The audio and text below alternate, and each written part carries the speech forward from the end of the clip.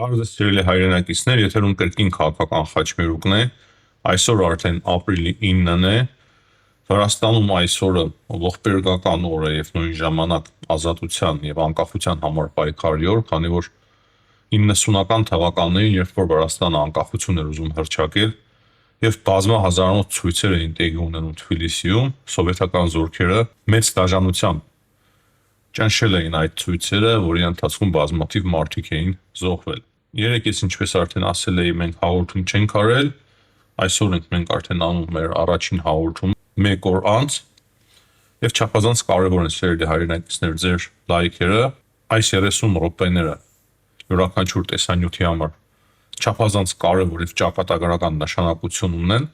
եւ ձեր ակտիվությունից է կախված, թե ինչ ընթացք ունենում մեր այս հաղորդումը եւ մեր բոլոր հաղորդումները։ Պետք է նշեմ հստակ, որ միշտ չէ որ պետք է դուք դատեք վերնագրերից եւ նկարներից, թե ինչ հաղորդում ենք մենք անելու, որ թեման ենք հիմնականում քննարկելու։ Գիտեք, օրինակի համար այսօր շատ կարևոր հարցեր ունենք քննարկելու, բազմաթիվ հետաքրքիր մեծ տեկտոնական փոփոխություններ են տեղի ունենում ամբողջ աշխարհում, բայց ես չկարողացա նույն ժամանակ ընտրել այնպիսի վերնագիր, որը շատ հետաքրքրաշարժ է լինելու։ Հետևաբար դուք արդեն գիտեք ավանդույթի համաձայն, որ մեր հաղորդումները մեկ թեմայով չեն սահմանափակված, մենք քննարկում ենք բազմաթիվ հարցեր եւ միշտ չէ որ վերնագրերը կարող են արտացոլել մեր հաղորդումների ճիշտ էությունը, այդ իսկ պատճառով ձեր լայքերը շատ կարեւոր են, որ իրոք տարածում ստանան այս տեսանյութները եւ շատ ավելի էֆեկտիվ դառնա մեր կատարած աշխատանքը։ Սկսում ենք կրկին Հայաստանից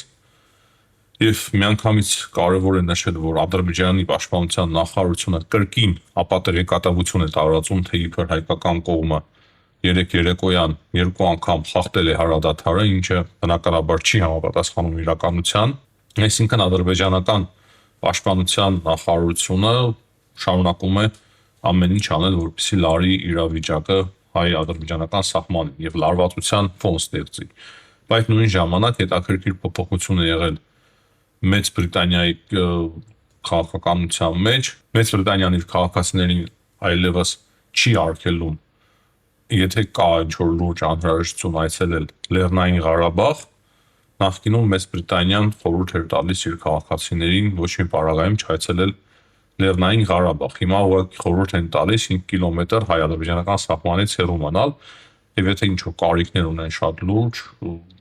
չգիտեմ ինչ կարիք պետք է ունենան, բայց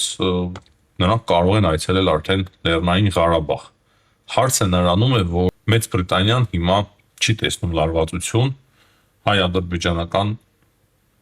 հայ-ադրբեջանական սահմանը, ինչը բնականաբար կարևոր է մեզ համար, այսինքն մեզ համար հենց դա է կարևոր, որ Մեծ Բրիտանիան փոխում է իր մոտեցումը, դիրքորոշումը այս հարցի շուրջ, ինչը թեթև լավատեսություն է մեզ ներշնչում։ Հայաստանի մասով նաև կարող եմ ասել այն, որ Էրդողանի խորհրդականն է երեք հայտարարություն արել Հայաստանի մասով եւ ասել է, որ Հայաստանի եւ Թուրքիայի միջև հարաբերությունները կկարգավորվեն միայն այն ժամանակ, երբ որ Երևանը կատարի Բաքվի պահանջները։ Այստեղ շատ կարևոր ուշադրություն է պետք դարձնել նրան, որ Թուրքիան փաստացի մնում է պատանդը հայ-ադրբեջանական հարաբերությունների եւ պատանդը Բաքվի պահանջների։ Մենք հիշում ենք, որ դեռևս Արցախյան պատերազմը տեղի չէր ունեցել, Թուրքիան պահանջում էր Հայաստանից, որ Հայաստանը դուրս բերի իր զինված ուժերը Լեռնային Ղարաբաղից, որից հետո ասում էր, որ կարող են հարաբերությունները կարգավորվել եւ փաստացի հիմա Լեռնային Ղարաբաղում չկան հայկական զինված ուժեր, բայց նույն ժամանակ Թուրքիայի ախորժակը արդեն ավելի է մեծացել ու կրկին նրանք կապում են հայ-թուրքական հարաբերությունները Ադրբեջանի ցանկությունների հետ։ Այսինքն այն, որ հիմա խաղաղության պայմանագիրներն է համաձայնեցվել Ադրբեջանի եւ Հայաստանի միջև, դա փաստացի ոչինչ չի նշանակում եւ շարունակում են նրանք պահանջել հիմա Հայաստանից, որպեսզի Հայաստանը կատարի Ադրբեջանի մնացած պահանջները։ Ինչ պահանջներ են մենք բոլորս գիտենք, ուղղակի այստեղ մենք պահ պետք է մտածել մեկ կարևոր հարցի շուրջ։ Հայաստանը հայտարարել է, որ մենք հրաժարվում ենք բոլոր նախապայմաններից։ Նույնիսկ ցեղասպանության հարցը նախապայման չէ։ Արդյոք չի առաջանում անհրաժեշտություն, քանի որ հենց այդպես է վարվում նաև Անկարան, չի ցանկանում անկեղծ չէ իր քաղաքականության մեջ, այսօք չպետք է մենք ակնարկենք, որ հնարավոր է հայոց ցեղասպանության հարցը եւս դարձնենք օրակարգի մաս հայ-թուրքական հարաբերությունները կարգավորելու համար։ Առանց այն էլ փակ է այդ սահմանը 30 տարի։ Ինչ կփոխվի, որ եթե մենք հիմա փորձենք ստիպել իրենց, որպեսզի իրենք ճանաչեն հայոց ցեղասպանությունը։ Հիմա միջազգային հանրությունը շատ ավելի այլ ձևով է տրամադրված Հայաստանի նկատմամբ, Հայաստանի հնարավորությունները միջազգային ասպարեզում անգամներով աճել են, Հայաստանը ունի անվտանգային մեծ խնդիր, իսկ հայոց ցեղասպանության ճանաչման հարցը կարող է միայն ավելացնել Հայաստանի անվտանգությունը։ Այսինքն կարելի է հիմա այս կարծում եմ հստակ ակնարկել Թուրքիային, որ կարող է հայոց ցեղասպանության հարցը եւս բերվել որպես նախապայման, քանի որ Թուրքիան առաջ է քաշում նախապայմաններ, եւ դա կապում է հայ-ադրբեջանական կարգավորման հետ եւ կոնկրետ Ադրբեջանի պահանջների կատարման հետ։ Ասում են, թե եթե մենք կատարենք Ադրբեջանի պահանջները, սահմանադրություն փոխենք, հետո ուզում են, որ զինաթափվենք, զենքերը հետ ուղարկենք, որտեղից որ ձեռք ենք բերել եւ այլն եւ այդպես շարունակ, ու այդ ժամանակ կկարգավորեն հարաբերությունները Հայաստանի հետ, բայց միգուցե մեզ պետք չի նման կարգավորում։ Միգուցե չէ, հաստատ միանշանակ ես ասում եմ, որ մեզ պետք չի նման կարգավորում։ Դա արդեն ոչ թե կարգավորում է, այլ կապիտուլյացիա եւ դա էլ տեղի չունենա։ Ու այդ հայտարարություններից հստակ կարելի է եզրահանգել, որ Թուրքիան եւս չի ձգտում կարգավորել հայ-թուրքական հարաբերությունները։ Հետևաբար հնարավոր է մենք էլ ժամանակն է, որ ինչ-որ տակտիկական լուրջ փոփոխություն մտցնենք մեր խոսույթի մեջ եւ սկսենք արդեն մենք էլ մեր ձևով ճնշում գործադրել Թուրքիայի վրա, որպեսզի Թուրքիան հրաժարվի կապել հայ-թուրքական հարաբերությունների կարգավորումը Ադրբեջանի պահանջների հետ։ Հիմա անցնենք միջազգային մի շարք կարևոր հարցերի։ Երեք Դոնալդ Թրամփը հայտարարել է, որ ուղիղ բանակցություններ են սկսվելու բարձր մակարդակով Իրանի հետ, որոնք որ տեղի կունենան Օմանում, բարձր մակարդակով չի նշանակում, որ նախագահների միջև են այդ նախագահների միջև է հանդիպում տեղի ունենալու, բայց բավականին բարձր մակարդակով հանդիպումներ են տեղի ունենալու եւ քննարկելու են Իրանի շուրջ ստեղծված իրավիճակը։ Իրանի արտգործ նախարար Աբբաս Արաքչին էլ փաստացի պայմաններ է դնում Ամերիկայի Միացյալ Նահանգների առջև, ասելով, որ եթե Ամերիկայի Միացյալ Նահանգները չեղարկեն իրենց պատժամիջոցները, ապա հնարավոր է ինչ-որ հաջողություն գրանցվի այդ բանակցությունների ընթացքում։ Այսինքն Իրանը հստակ պահանջում է, որ այն բանի դիմաց, որ Իրանը հրաժարվում է ատոմային իր ծրագրից, Ամերիկայի Միացյալ Նահանգներն էլ պետք է չեղարկեն պատժամիջոցները ընդդեմ Թեհրանի։ Նրանց բացի իրանական կողմի դիրքորոշումը ամփոփող է, որ սպառնալիքների ներքո չպետք է տեղի ունենան այդ հանդիպումները եւ ուղիղ հանդիպումները տեղի չպետք է ունենան, այլ միջնորդավորված հանդիպումներ պետք է տեղի ունենան։ Իսկ Դոնալդ Թրամփը շարունակում է փաստացի սպառնալ Իրանին, ասում է, որ եթե բանակցությունները հաջողություն չգրանցեն շաբաթ օրը, ապա Թեհրանը մեծ վտանգի առջև է լինելու, այսինքն հստակ սպառնում է, որ կարող է հարվածեն, կարող է պատերազմ սկսվի ընդդեմ Իրանի։ Ես նույնիսկ կհամարձակվեմ ասել, որ հիմա սա ամենակարևոր հարցն է նաև մեզ համար։ Եվ սպասենք շաբաթ օրվան, տեսնենք թե ինչ հանդիպումներ, ինչ բանակցություններ տեղի կունենան Ամերիկայի Միացյալ Նահանգների եւ Իրանի միջեւ։ Հուսանք, որ այդ բանակցությունները հաջողությամբ կավարտվեն եւ իրոք Իրանի նկատմամբ եթե հանվեն պատժամիջոցները եւ լարվածությունը թուլանա, դա միայն բխում է մեր ազգային ու պետական շահերից, թե Վրաստանը եւ թե Հայաստանը։ Հետաքրքիր հայտարարություններ է արել նաեւ Նետանյահուն գտնվելով Վաշինգտոնում, նա ասել է, որ մենք չենք ուզում կոնֆլիկտ Թուրքիայի հետ, բայց Թուրքիան փորձում է իր դիրքերը ամրացնել Սիրիայում, ցանկանում է նոր բազաներ ստեղծել Սիրիայի տարածքում եւ դա է պատճառը, որ գիտենք Իսրայելը նաեւ հարվածներ էր հասցնում Սիրիայի տարածքում։ Նույն ժամանակ Թրամփը սկսել է գովաբանել Էրդողանին, ասել է, որ Էրդողանը իր ընկերն է, իրենք շատ լավ են իրար հասկանում, լավ են իրար հետ պայմանավորվում, մի խոսքով այդպիսի հայտարարություններ անում Դոնալդ Թրամփը Էրդողանի մասով գովելով նրան, ասելով, որ շատ հզոր առաջնորդ է,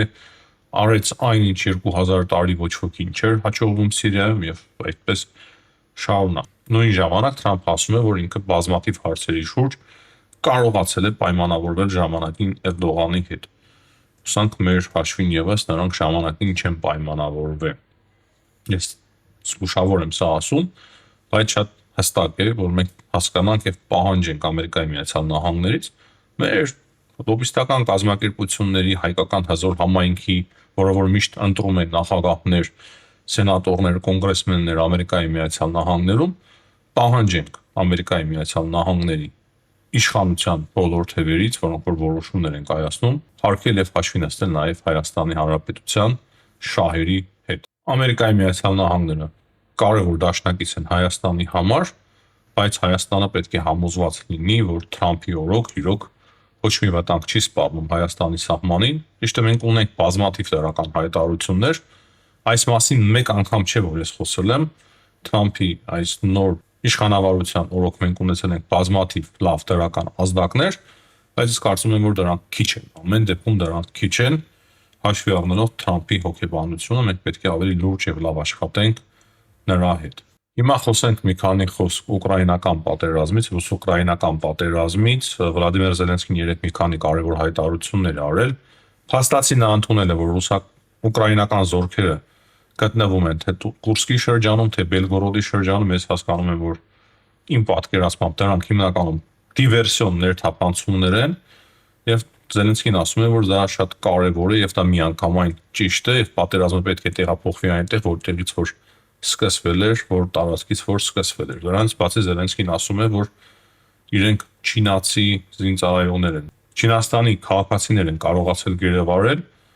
եւ սա եւս բազմաթիվ հարցեր առաջանում, արդեն իսկ հանձնարարվել է կապվել Չինաստանի հետ, որպեսզի ճշտեն, թե ինչպես են այդ զինվորականները հայտնվել ռազմի դաշտում։ Հիմա խոսենք Չինաստանի եւ Ամերիկայի Միացյալ Նահանգների միջև այդ լարված տնտեսական պատերազմից, քանի որ իրոք մեծ փոփոխություններ են տեղի ունենում այդ մաքսատուրքերի պատճառով, ասում են, որ հիմա արդեն Ամերիկայի Միացյալ Նահանգները 104% մաքսային տուրքեր է սահմանել, հիշեցնենք, որ Թրամփը սպառնում էր ավելացնել մաքսատուրքերը կտրուկ, եթե Չինաստանը չեղարկի մաքսատուրքերը ընդդեմ Ամերիկայի Միացյալ Նահանգների, Չինաստանի արտգործնախարարությունն է այս մասով հայտարարություն արել։ Չինաստանի արտգործնախարարությունը ասում է, որ Չինաստանը համապատասխան որոշումներ է կայացնում, իրենք չեն ցանկանում տնտեսական պատերազմ Ամերիկայի Միացյալ Նահանգների հետ, բայց նույն ժամանակ այդտեղ ասված է, որ Չինաստանը պատրաստ է պայքար մղել մինչև վերջ։ Այստեղ շատ կարևոր է նշել, որ Եվրամիությունը եւս խառնված է այդ մաքսատուրքերի պատճառով եւ երեք Ուրսուլա ֆոն դեր Լայենը հերախոսազրույց է ունեցել Չինաստանի վարչապետ Լի Ցյանի հետ, որտեղ որ նրանք քննարկել են այդ կոնկրետ հարցերը, իրենց առևտրային համագործակցությունը, ապագա ծրագրերը եւ ստեղծված իրավիճակը, հիշում եք, ես խոսում էի այս մասին, որ Չինաստանի եւ Եվրամիության միջև հիմա կարող է բավականին լուրջ շահերի համընկնում տեղի ունենալ եւ փաստացի դա է տեղի ունենում։ Չինաստանը եւ Եվրամիությունը սկսել են իրանց դիրքերը բարելավել, իրենց հարաբերությունները խորացնել առևտրատնտեսական ոլորտում, ինչը բնականաբար կհանգեցնի նաեւ այլ փոփոխությունների եւ դրանից բացի գիտենք, որ մի քանի օր առաջ Միջին Ասիայի երկրների հետ առաջին գագաթնաժողովներ անցկացնում Եվրամիությունը եւ շատ տրամաբանական է եւ շատ հասկանալի է այս ամենը։ Եվրամիությունը լուրջ ձևով փոփոխության է ենթարկվում, մի կողմից ռազմականացվում է, մյուս կողմից արդեն ստիպված է լինելու էներգետիկ պատերազմ մղել նաեւ Ամերիկայի Միացյալ Նահանգների հետ, եթե սա արագ չկարգավորվի, հնարավոր է նաեւ արագ կարգավորվեն այդ հարցերը, բայց ես կարծում եմ, որ արդեն վստահություն է նվազում է Ամերիկայի Միացյալ Նահանգների նկատմամբ եւ դրա է պատճառը, որ Եվրամիությունը սկսել է Միջին Ասիայի երկրների հետ անցկացնել այդպիսի գագաթնաժողովներ եւ դրանից բացի խորացնում են հարաբերությունները Չինաստանի հետ։ Շատ լուրջ հետաքրքիր փոփոխություններ են իրոք։ Տեկտոնական փոփոխություններ են տեղի ունենում աշխարհում,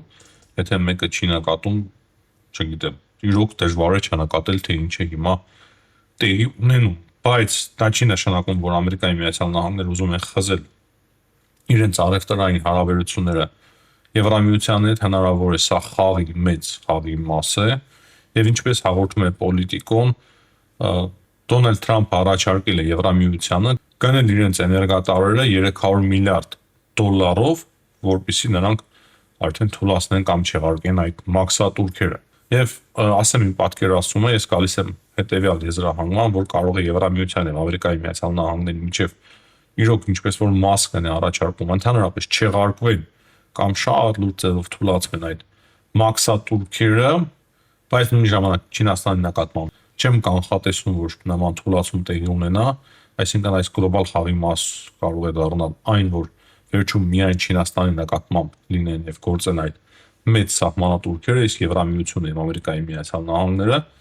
կրկին նորովի գտնեն միմյանց, բայց երկրորդ տարբերակը այն է, որ եթե Թրամփը շարունակի պնդել այդ մաքսատուրքերի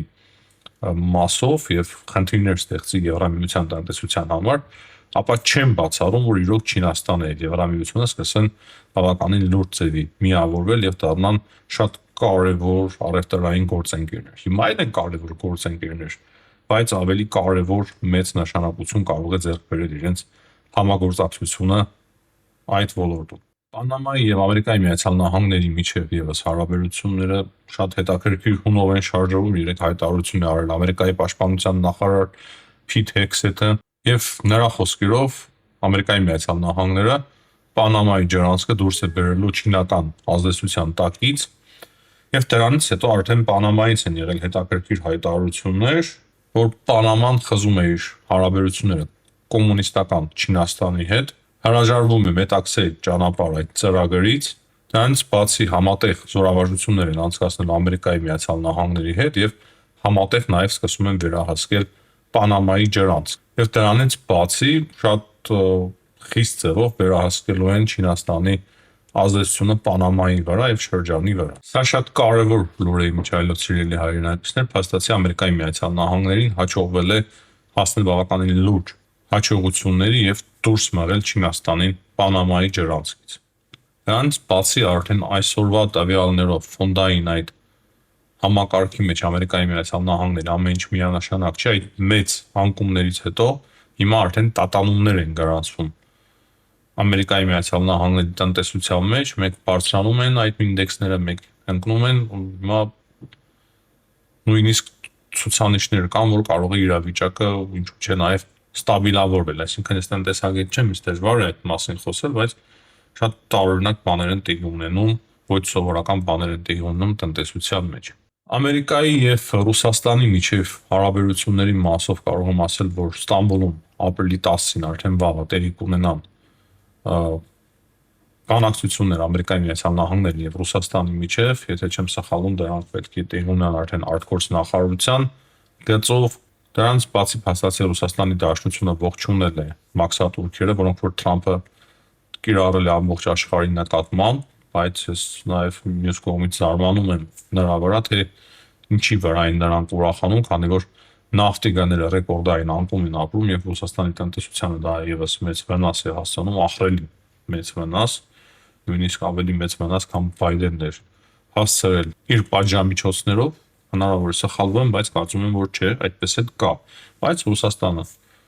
Ռուսաստանի Դաշնությունը ուրախ է, որ մաքսատուրքերը Ամերիկայի Միացյալ Նահանգները սահմանում ամբողջ աշխարհի դեմ։ Դրանից բացի վերջին ժամանակները շատ հետաքրքիր ոչ է ստացել Ռուսաստանի Դաշնության հայտարարությունների մեջ, ոչ է զգացվում այն առումով, որ չեմ կարող կոնկրետ ասել, կամ Մեդվեդևներ, կամ Պեսկովներ ասում են, որ երկու համաշխարհային պատերազմները սկսել են եվրոպացիները եւ սկսվել են Եվրոպայից եւ հիմա Լավրովն է դրա մասին խոսել, նույնն է հայտարարել, որ երկու համաշխարհային մեծ պատերազմներ սկսվել են Եվրոպայից, իրենք բնականաբար խաղաղության հրեշտակներ են եղել միշտ եւ դրանից բացի ասում են, որ երբ որ Եվրոպան թուլացավ, ըստ Լավրովի, այդ ժամանակ ազատ աշխարհի ղեկավարը դարձավ Ամերիկայի Միացյալ Նահանգները եւ դրա պատճառով բազմաթիվ կոնֆլիկտներ տեղի ունեցան աշխարհում, այսինքն եթե Ռուսաստանը լիներ այդ աշխարհի ղեկավարը ազատ է կամ թակ է, չեմ կարող ասել, պատերազմներ փաստացի չէին տեղի ունենա աշխարհում, այսինքն այդ պոպուլիստական հայտարարությունները իրոք շատ տհաճ են հնչում, ցանկացած երկրից, որոնք որ արվում են, որտեղից որ արվում են նման հայտարարություններ, իրոք շատ տհաճ են հնչում, քանի որ հայ եթե մենք հաշվի առնենք, որ երկու համաշխարհային պատերազմները Եվրոպայում են տեղի ունեցել, դա չի նշանակում, որ երրորդը պետք է սկսվի Եվրոպայից եւ մենք տեսնում ենք, որ երրորդի վտանգը իրոք սկսվել է։ Նրանից, որ հիմա Ռուսաստանը ներխուժել է Ուկրաինա։ Իսկ դրա մասին ինչու չեն խոսում։ Այսինքն, եթե մենք նույնիսկ ընդունենք, որ եվրոպական երկրներն են եղել մեղավոր, օրինակ եմ ասում, առաջին եւ երկրորդ համաշխարհային պատերազմում, դե բնականաբար երկրորդում ավելի հստակ էր Հիտլերի մեղքը, դա ոչ ոք չի կարող հերքել եւ բացառել, բայց հիմա, եթե Աստված ոչ արածի նման պատերազմ տեղի ունենա, ահա այս ֆոնին ուրեմն Ռուսաստան Դաշնությունը ոչ մի մեղք չի ունենալ դրանում, որ ներխուժեց Ուկրաինա եւ ահա այսպիսի մեծ գլոբալ տեկտոնական իրարանցում սկսվեց ամբողջ աշխարհում։ Այսինքն այդ հայտարարությունները իրոք շատ տհաճ են հնչում այդ տեսանկյունից, եթե մենք դիտենք։ Այս պայդրությամբ այսքանը սիրելի հայրենակիցներ կրկին կոչ եմ անում լայքել, բաժանորդագրվել, եթե չեք բաժանորդագրվել մեր ալիքին, հաջողություն կհանդիպենք։